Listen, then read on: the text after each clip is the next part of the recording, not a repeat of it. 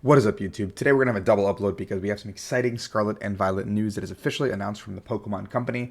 And so we're going to take a look at our first actual information about the big changes that the Scarlet and Violet TCG set is going to bring to the trading card game. Usually with the introduction of a new base set, new expansion, whatever block we're starting into, there is developments, there's changes, and the game usually gets changed in some dramatic fashion to some degree. When the Heart Gold Soul Silver block was released, we had new rules. When Sword and Shield was released, we had new rules. So with Scarlet and Violet, what's going to change? And I have not looked at this article in depth yet, so I wanted to look at it with you guys before we go into stuff together. So let's look at the changes being made to Scarlet and Violet. So Pokemon Scarlet and Pokemon Violet launched last month and ushered in a new generation of Pokemon trainers embarked on their treasure hunt through Paldea region. By the way, if you guys have not played the games, I highly recommend it. Do it spoiler free if possible. The story is really good. One of my favorites, I think, in a long time for games. Felt super complete in terms of story. So I'm a sucker for a good story. The Pokemon trading card game is following suit and taking its own step into the upcoming Scarlet Violet series with adjustments to card aesthetic, pack contents, and more. Ooh, pack contents. I don't know why that stuck out to me. Changes in Scarlet and Violet. Moving forward, the classic yellow borders framing Pokemon TCG cards will transition to the same silver border used in Japan. Let's go. Okay, that's something that I've wanted for a really long time because I think these yellow borders are super ugly, and especially with like our full arts and our alt arts and stuff. I don't know, dude. I hated these yellow borders for so long, but the silver borders are beautiful, so I'm happy we're changing. This change both frames TCG artwork to its originally intended border, thank God, and further unifies the game on a global level. Cool. The category of trainers, supporters, stadium, etc. are located in the top right. The trainer card will be moved to the top left to be more visible in players' hands. Okay, I don't think that's too big of a change. It could be a little bit weird on first couple searches for me, but I'll get used to it pretty quickly. Energy cards will also change with Scarlet Violet. The name of the energy will now be featured on the top of the card. Basic fire energy, sure. Alongside a new subtype of tag for energy. The energy symbol currently featured on energy cards will now appear on the bottom right of energy cards. This change makes the amount and type of energy attached to each Pokemon clear for each player. I guess they're expecting us to attach, like, underneath it, as opposed to, like, how we do it on the side. I mean, I'm still going to do it on the side, because that's not going to change how I play the game. But it is what it is. Lastly, expansion symbols will now be replaced by expansion codes on the bottom left of each card. So we don't have symbols anymore, but SV1EN, as opposed to, like, Silver Tempest being SIT, Crown Zenith being, like, CZN or something, like... I guess just set symbols or set names are gone as a whole, and we're just going to have SV1, SV2, SV3, so categorizing that block as a whole. So we're going to kind of line up with Japan, I think, because even though they have set names, I think they, like, their set numbers are, like, like Sword and Shield 1, Sword and Shield 2, Sword and Shield 11, that kind of stuff. I think it's it's interesting. I don't know if I like that, but it doesn't really affect me in any way. Due to global inflation impacting the cost of materials and production, Pokemon trading card game products will see varying MSRP increases in select markets with the launch of Scarlet and Violet. For example, the price of a booster pack will increase from $3.99 to $4.49.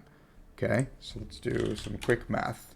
So it was originally $3.99 times 36, which was made MSRP about $144 per booster box, which means the 4.49 times 36 puts it about 161 MSRP per booster box, which is not a significant increase, but if you are going to your LGS and stuff like that, please be understanding, I guess, of them when you are picking up a booster box, because I guess the days of your $90 booster box, your $100 booster box are out the window. You're going to be having to pay a little bit more moving forward just to make sure that you can, get those booster boxes, pay extra. I mean, there's a lot of stuff in print and circulation these days, so I don't think you're ever going to run out of product, but just something to know. In an effort to continue providing a positive Pokemon TCG experience and value, each pack of cards will now feature 3 guaranteed foil cards per booster. Now, that doesn't imply that it's going to be like holos specifically. This could still mean 2 revs and a regular, or we can have an alt slot like we've had for last little bit. I guess we're going to have 1 less common is what the change is, or maybe like energy cards are no longer in packs. I feel like they're not going to cut energies from packs. So I guess packs are going to become 4 commons, 3 uncommons, 2 foils, like revs, I guess, and then 1 rare, which I think is the most likely scenario with packs.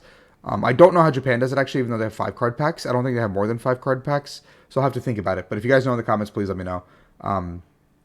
All cards with a rarity of rare or higher will not be foil. Okay, so this takes away all the days of people playing non-holo foil cards, like non-holo Archeops, non-holo like Marnies, that stuff like that. So those will no longer be a thing. So even in pre-release kits, I assume that they will just be foil moving forward to create a standard.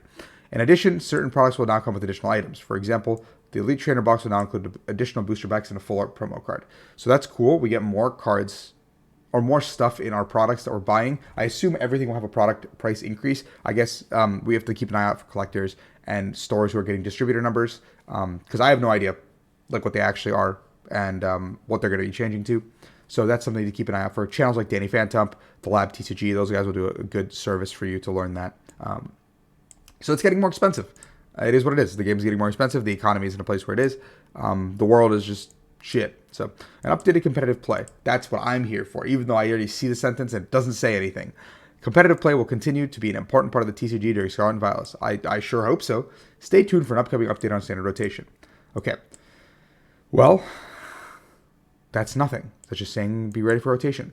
And we have multiple news outlets like PokeBeach, PokeGuardian, all these reporting that the set will release on March 31st, which is a pretty deep window in terms of when the set actually is going to be legal for play. So either we're going to have rotation be announced somewhat earlier and it is what we have to play with, or